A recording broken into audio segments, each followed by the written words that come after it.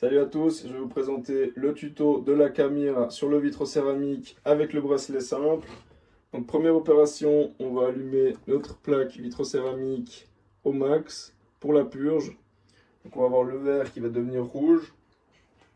On va mettre tout de suite la moitié du réservoir pour la purge. Donc opération fondamentale, quand la machine est froide, qu'on peut toucher l'acier, il faut faire la purge. Pour les cafés consécutifs, si on en fait un direct derrière ou deux, il ne va pas falloir refaire la purge derrière. C'est juste quand la machine est froide qu'on va faire la purge. Donc j'ai rempli la moitié du réservoir, j'abaisse le levier. Comme on peut voir, l'eau ne descend pas. Je viens la placer sur le vitrocéramique. Donc on ne prend pas une grosse plaque comme ça, on couvre juste ce qui sert pour la Camira. Donc là c'est celle la plus petite. On attend que l'eau descende complètement au fond.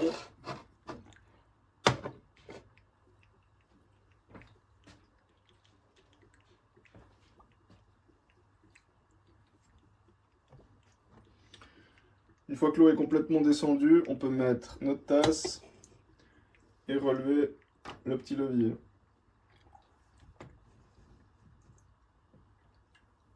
Le vitrocéramique met un tout petit peu plus de temps à chauffer que l'induction ou le gaz.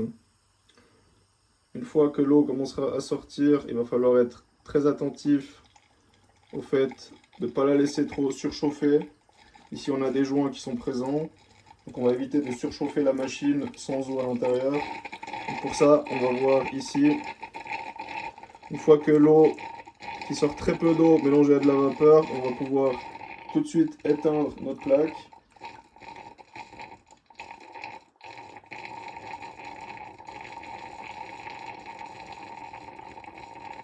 Voilà, maintenant on voit qu'il y a très peu d'eau qui sort mélangée à de la vapeur. Donc là, j'éteins complètement à zéro. Et je déplace la Camira. Attention, le verre reste toujours chaud. Je ne la laisse pas dessus avec sans eau à l'intérieur. D'accord? Donc je la déplace à chaque fois sur le vitrocéramique. Je pars tout de suite en remplissant la moitié du réservoir. Si on veut un café un peu plus long, on peut en mettre un peu plus. Là, je vais remplir la moitié. Donc on couvre ce petit champignon là. J'abaisse le levier. L'eau vient aspirer tout de suite. Maintenant, je remplis mon bracelet à café avec une poudre moulue pour la cafetière italienne Moka.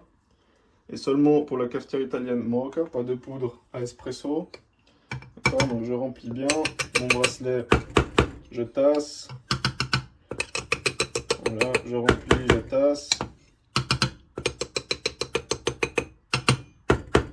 Ici, il y a une poudre arabica, vous pouvez la presser légèrement. Celle-ci, n'en est pas une, c'est une robusta. Donc on va juste raser comme ceci.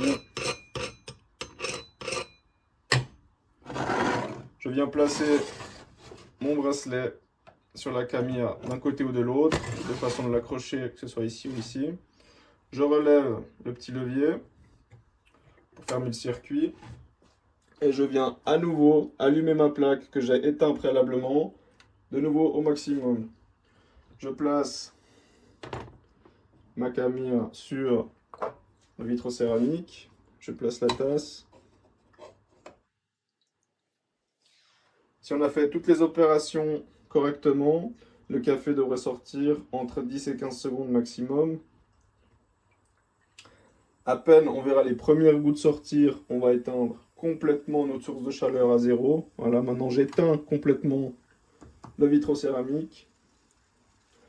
Et je reste attentif du fait que le vitrocéramique est toujours chaud. Donc si on voit que le café accélère beaucoup trop vite, beaucoup trop liquide, on va la déplacer.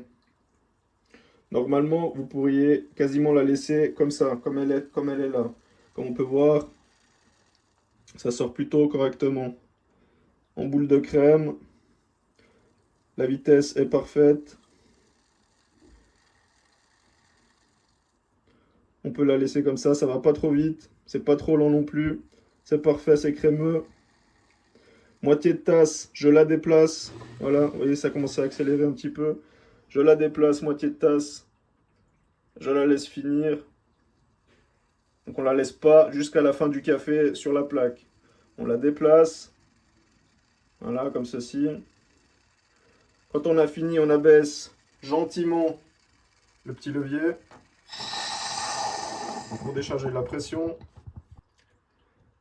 Voilà notre café fait sur le vitrocéramique avec la camire et le bracelet simple. À bientôt!